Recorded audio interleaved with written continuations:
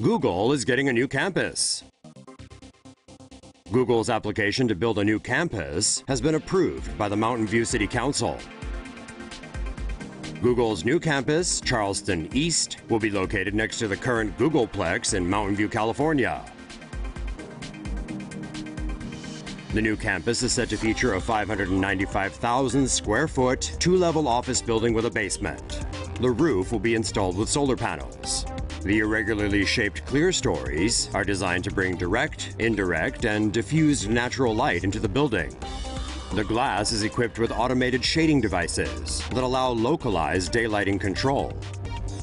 The ground floor of the building is open to the public, with a pedestrian pathway cutting through the building.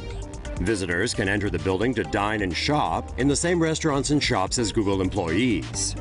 The new campus will also feature a plaza for the public to relax and enjoy performances.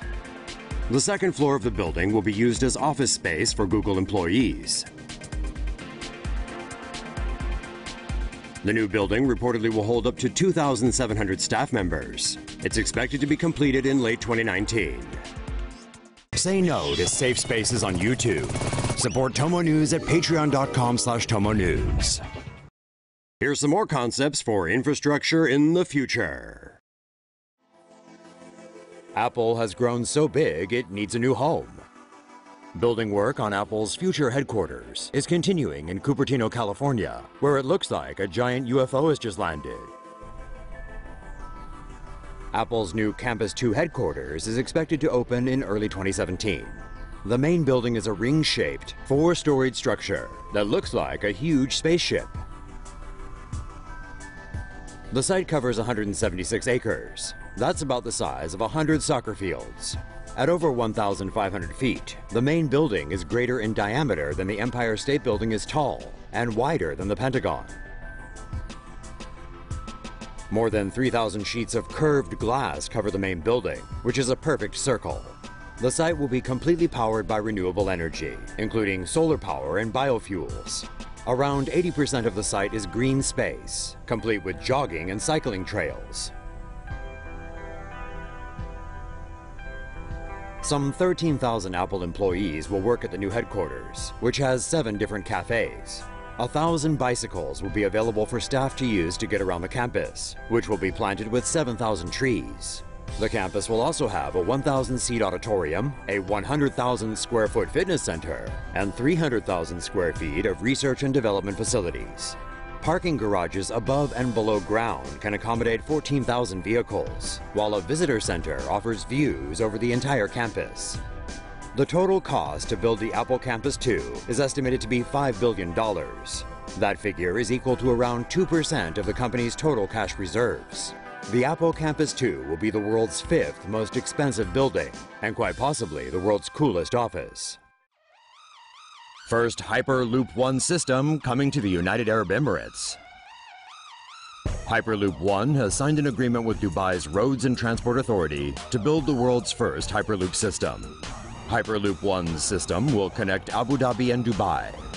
Its stations, called hyperportals, will be located in the city centers. Passengers will travel in pods, which come in 4 different configurations: cargo, coach, meeting, and lounge. The pods will pick up passengers at gates and travel autonomously to an underground level.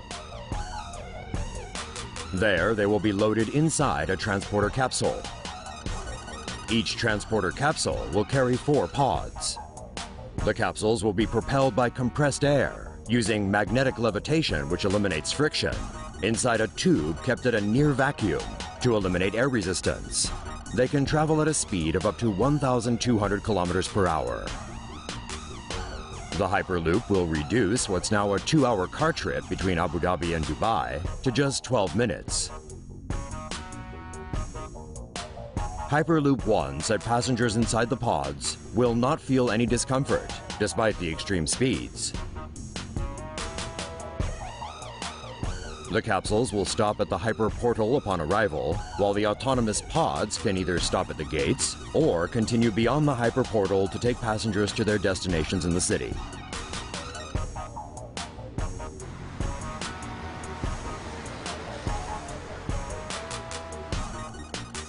Hyperloop One said in a press release that the infrastructure does not have to work with the pods alone. It could also work with other self-driving vehicles.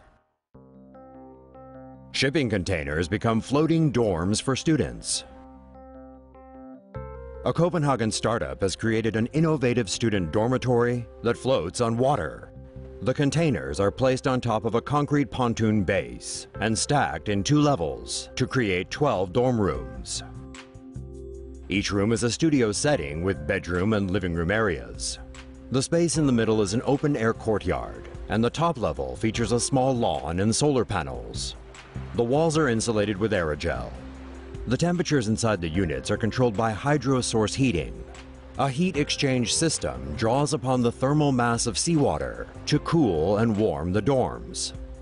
The basement of the pontoon features more facilities, such as storage zones and an automated laundry room.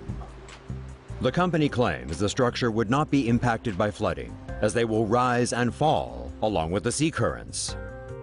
The rent for one room would be roughly $600 per month, which is a bargain in Copenhagen.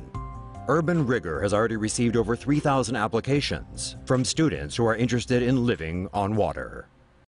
Say no to safe spaces on YouTube.